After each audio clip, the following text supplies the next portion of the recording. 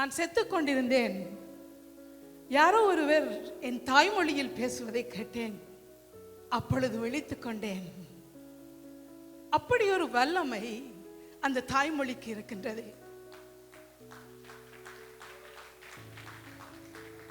அப்படி ஒரு வல்லமை உள்ள சொல் தான் அக்கினி பெண் என்கின்ற சொல்.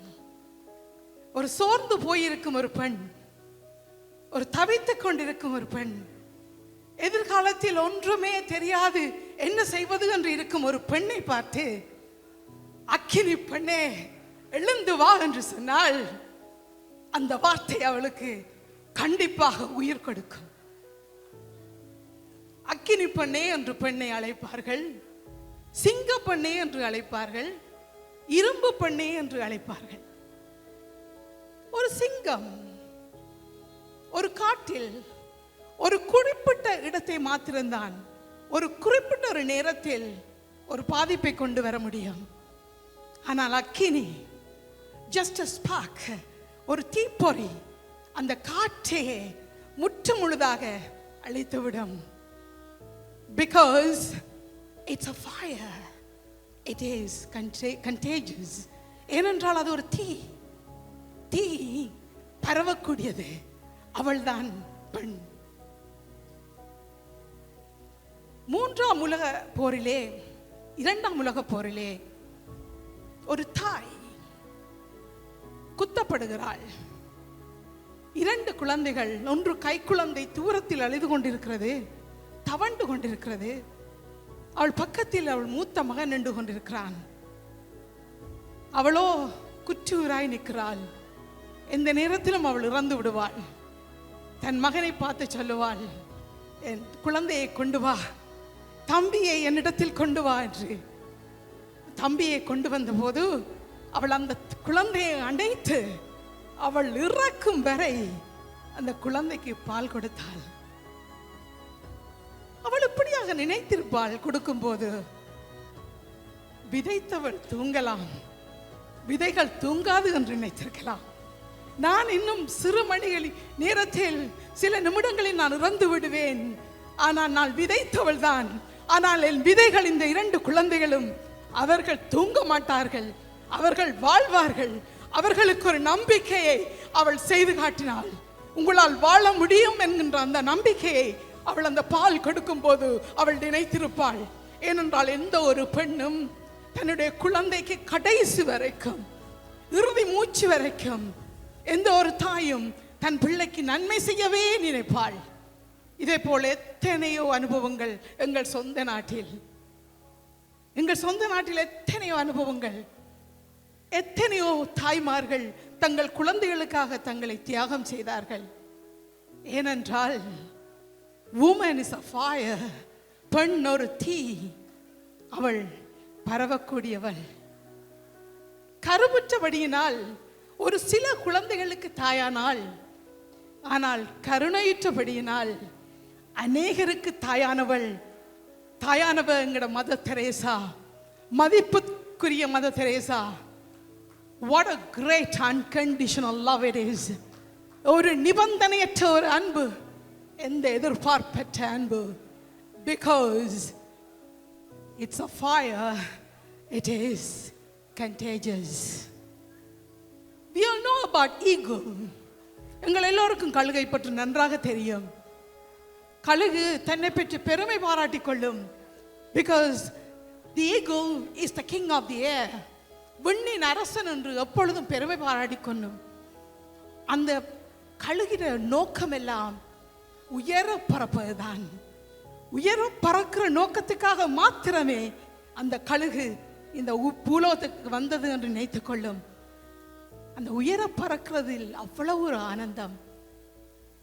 அதற்காக தன்னுடைய படுக்கைகளை கூட மிகவும் கரடுமுரடாக வைத்துக் கொள்ளுமாம்.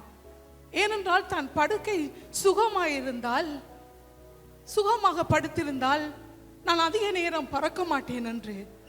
அதனால் படுக்கையை கூட கடினமாக வைத்திருக்கின்ற ஒரு பறவை ஈகிள். ஒரு டைம் வந்தது, ஒரு eagle has a lifespan 70 years. At the age of 40, 40 வருடங்கள் ஆகும்போது ஈகிளுக்கு ஒரு பெரிய பிரச்சனை வருகிறது. தன்னுடைய அழகு, தன்னுடைய வாய் வளைந்துவிடும் முதுமை காரணமாக. தன்னுடைய கால் கூர்மையை இழந்துவிடும். தன்னுடைய சட்டைகள் கனத்துவிடும். உயர பறக்க முடியாது, உணவு உண்ண முடியாது. அந்த கழுகு do or die, இறப்பதா வாழ்வதா என்ற நிலையில் நின்று கொண்டிருக்கும். அப்பொழுது ஒரு முடிவெடுக்கும். நான் ஒரு மலைக்கு போகிறேன், தனியாக போகிறேன். எல்லோரும் என்னை டிஸ்கரேஜ் பண்ணுகிறார்கள். எல்லோரும் நெகட்டிவ் திங்கிங்ஸ் எனக்கு கொண்டு வராங்க. I am going to make a decision right now. I am going to go to a mountain that's full of rocky place. ஒரு ராக்கி பிளேஸ்ல ஒரு மவுண்டன்ல போயிருக்கும். அந்த மவுண்டனில் இருந்து கொண்டிருக்கும் போது தன் முதலாவதாக தன்னுடைய சொண்டை பாறையில் மோதி மோதி மோதி அதை அகற்றும். அதன் அகற்றிய பிற்பாடு வளரும் வரை காத்திருக்கும்.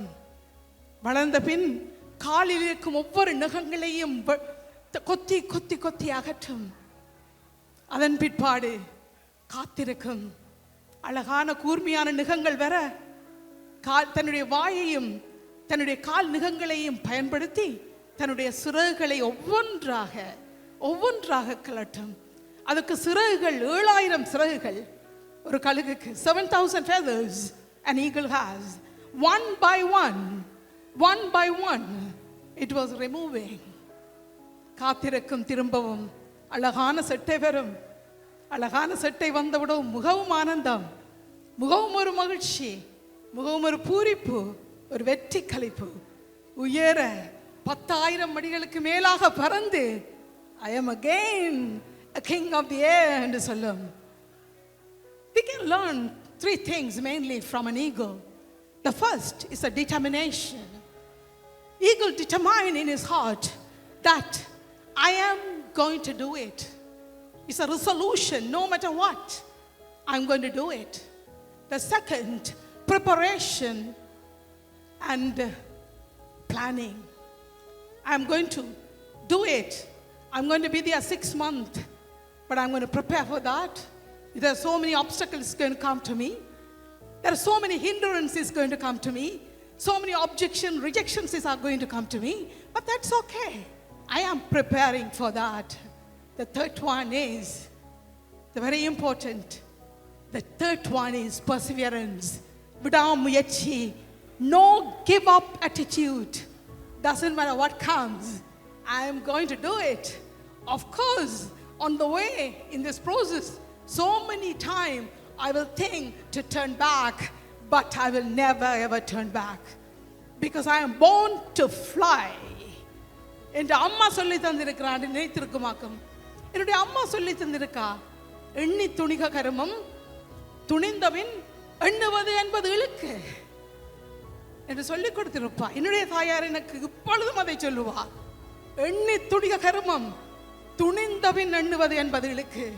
நல்லா யோசி, முடிவெடுத்த don't look back, don't turn back, just move forward. இதுதான். Now we are all eager. Woman, we need to understand, we are all eager. We are born to win. We are born to live a victorious life. And we need to know how to unlock our potential to reach heights. That's very important. We all have great potentials. How we are going to achieve our dream. We need to give wings to our dream. Abdul Kalam சொல்லுகிறார், கனவை பற்றி சொல்லும்போது, dream is not something that you see when you sleep. Dream is something that will never ever let you sleep. That is the dream. Failure is not going to define me. Failure cannot define me. What I'm going to do after the failure is going to define me. So the actions very important. The actions are very important in our life. Failure, we all go through that failure. Who doesn't have a failure? We all go through every day. There are challenges in this world. We need to how to embrace the challenges. We should have the strength to embrace the challenges. There is one concept always I follow. The best is yet to come. the best is yet to come. Rabbi Hilali said, if I am not for myself, who is going to be for myself? If I am only for myself, who I am? We should know how to love ourselves. We should know how to celebrate ourselves. At the same time, let's spread the love, kindness, and the compassion to bring peace in this beautiful world. We are women. We are fire. We are contagious. Thank you.